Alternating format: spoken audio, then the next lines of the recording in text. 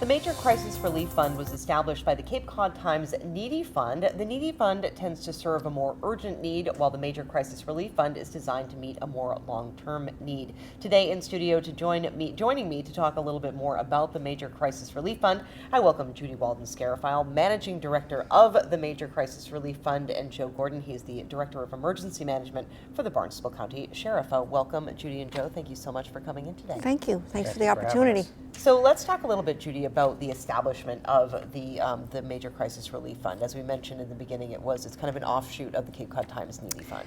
It is. So it's basically designed to be an emergency fund for Cape Cod. The Needy Fund helps people on a daily basis. We take care of more than 2,000 people in the course of a year. And in this past year, we raised over $1 million to do that. So it's really amazing.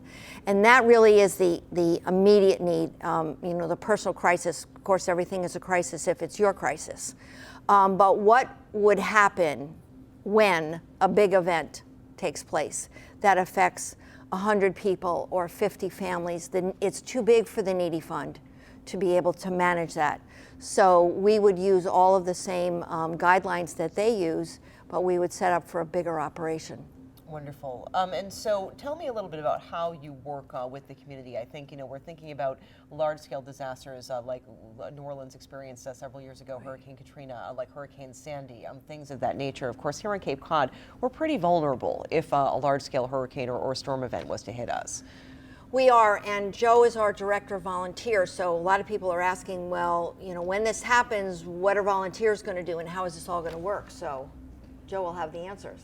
Well, hopefully I'll have the answers, but one of the things that the Federal Emergency Management Agency learned long ago was that whenever there was a disaster, the good citizens of America would come forward and they'd want to help out their fellow citizens. Unfortunately, what happens, lessons learned the hard way, was that citizens flocking to a disaster site impede the process of professional public safety personnel from doing their jobs, and it causes a little bit of havoc. So FEMA came up with the idea of volunteer reception centers, what we call VRCs, and it's specific locations where volunteers can go to apply to volunteer when something like a disaster hits.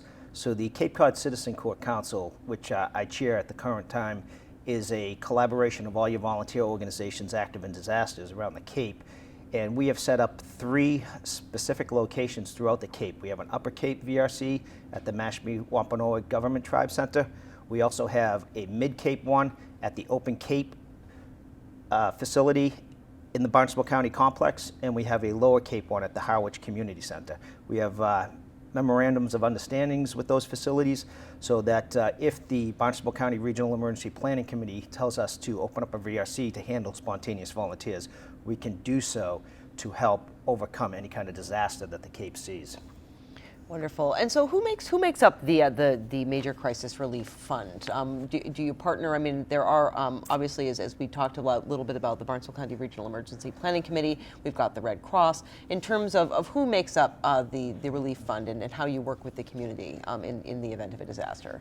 So probably the simplest thing I would want to say to start this off is we don't compete with first responders or American Red Cross or any of the agencies that are out there right from the get-go. We come in afterwards. We're long-term.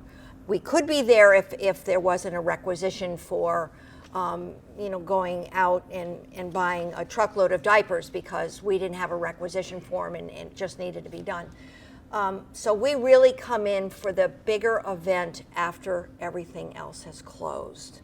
So I was in Hurricane Matthew area in Savannah, and I literally watched that. I was working with Red Cross at the time, and I literally watched this happen. It was time for Red Cross to leave. It was 2.5 weeks after the event, and now there are hundreds of people out of work.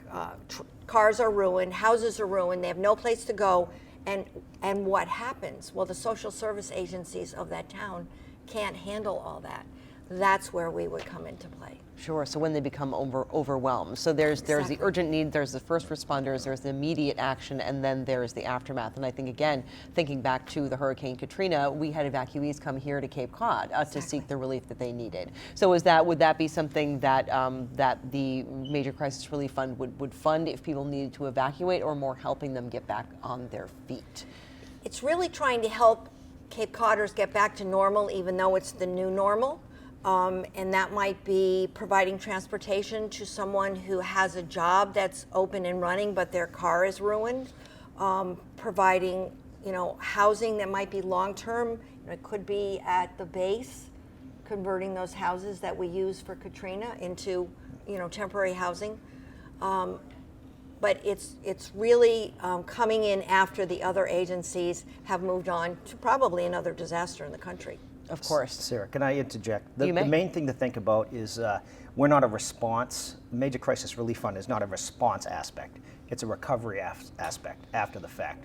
So there's a lot of ways in which we could help. We're not bounded by any set guidelines that inhibit us from looking at all different variables if people are putting in applications for funding. So we're going to be after the fact. And the important thing here is after Hurricane Sandy, they didn't have a 503c fund set up, and it took about 4 days for them to set up something. So with the Major Crisis Relief Fund, we're ahead of the curve. We have the money set up, and we're looking for donations. We're raising the money so that when something bad happens, we're quicker to respond in a recovery method.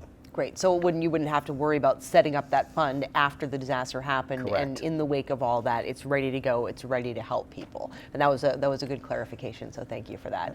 So where does the funding come from? How is the fund funded? So our two missions are to raise money. We would like to raise $1 million, and we used to be able to say, and have it earn interest in the bank. But we can't say that anymore. However, it can be invested in or some interest. So our goal is to raise $1 million. We are at $300,000, which is tremendous, thanks to the major players of Cape Cod, Cape Cod 5, Kelly Foundation, Cape Cod Healthcare just gave us a $50,000 grant, and we were just named by Seaside Le Mans as a recipient. So those are just tremendous. And when you receive that kind of recognition for the work that you're doing, it sort of sets the table for others to know how worthy you are, and because we're connected to the Needy Fund in a major way, they've been in existence for 80 years, and their reputation and visible work that they've done is just a testament. So that's part one. The other part is to educate people that we exist, and that's where our first responders are going to help us. So police and fire we meet with every month, try to get the word out to them so they can get the word out to their communities that if there is a major crisis, we will work with the Needy Fund, but we will be there to help on a bigger scale. Absolutely, and that's why we're here today, And right? that's To why we're help here today. further educate the community. So has there been an instance yet in which funds had to be dispersed, or we really have been, I think we've been kind of lucky recently in terms of major storms, disasters, power outages, et cetera. We have been lucky. We launched this last June, so we haven't had a major crisis, but it could be weather related. We did have a fire in Sandwich that lasted 3 days on the base. Yes, we did. And had the wind shifted or anything been a little different, it could have been our first time. But so it isn't always going to be about weather. Pilgrim Nuclear Power Plant is a worry. Zika virus, Ebola, I mean, it could be medically related, it could be weather related, it could be man-made or Mother Nature. So really just being prepared, having the fund in place. Being prepared. Exactly. And for you, Joe, as not only as a part of this, but as a person who works to kind of plan emergency response, does it feel like a good safety net to have something like this in place for us here on Cape Cod? Absolutely, no question. We're lucky in our region that we have the Barnstable County Regional Emergency Planning Committee. All the police chiefs and fire chiefs throughout the region do an excellent job of coming together every month to discuss plans and forward thinking to look at how are we going to respond to something, how are we going to plan for something. The Barnstable County All Hazards Incident Management Team meets monthly as well, and they do a lot with the Multi-Agency Coordination Center. So if something were to happen, this is the fiduciary part of it. This is where we're going to have our money to help offset businesses, throughout the Cape or citizens to get everything back to normal is what we'd like to do. So this is unbelievable, and I'm probably, I don't want to say who, Judy was giving some accolades to some of the people that helped get this going, and I don't want to miss anyone, but there's a lot of people involved with this. This isn't 2 or 3 people. This is an incredible thing. If you get on the website, Google us, Major Crisis Relief Fund, it's associated with the Cape Cod Needy Fund, you'll see that there's a lot of good people in a variety of different organizations involved. Wonderful. And you have been receiving some press. People have been talking about the Crisis Relief Fund. We have. Philanthropy, the Philanthropy and Giving on Cape Cod supplement that is part of the Cape Cod Times in November, show and tell, featured us, and it was just a tremendous full-page story on who we are, and that really, helps us get the word out. We also have a very cool logo that I have to say. It is very cool. Alan designed for us, and it and our website as well is awesome. And what we did in June is we pulled this together in a 3-week period. We'd been working on it for 3.5 years, so we pulled it together in the last details in a 3-week period and launched during hurricane season, which was important to us. Of course, a little timely, right? Yes. And a little insurance that maybe we won't get the big one. Yes. But you never know. Again, we are so susceptible here on Cape Cod. So if folks want to learn more, if they want to donate their time, are you looking for volunteers to kind of sign up and say, we're ready to help do what Absolutely. you do? Always looking for volunteers, donations. People think they can. We just don't take furniture. I know. I did have a phone call from someone who wanted to donate some beds in case we needed to put people up, and that we're really not there yet. Right. Need a little more space to store that Yeah. stuff. Yeah. So is there anything else about the Major Crisis Relief Fund that you would like to get out there to our viewers today? I think it's the, is it the Girl Scout motto or the Boy Scout motto, or both? Be prepared. I think it's the Boy Scout motto, but I think it goes for everyone, is Yeah, to be prepared. it is all about being prepared. And people will say, well, there isn't any urgency to doing this. Well, no one expected the bombing in Boston. And it took them over a month to get a PR firm, a 501c3, a bank account, a logo, a name, and we're ready. We've done all that. We have a fabulous PR firm, Gary Wunteiler in Hingham, and we've got the logo, the website, check writing privileges. We're ready, and that's the key. We're ready to roll. Right. Absolutely. Joe, anything else that you'd like to add? No, like Judy just said, we're ahead of the curve. We got the fund all set up. People can make donations by going to the website, and once again, it's 503c, so it is tax deferrable.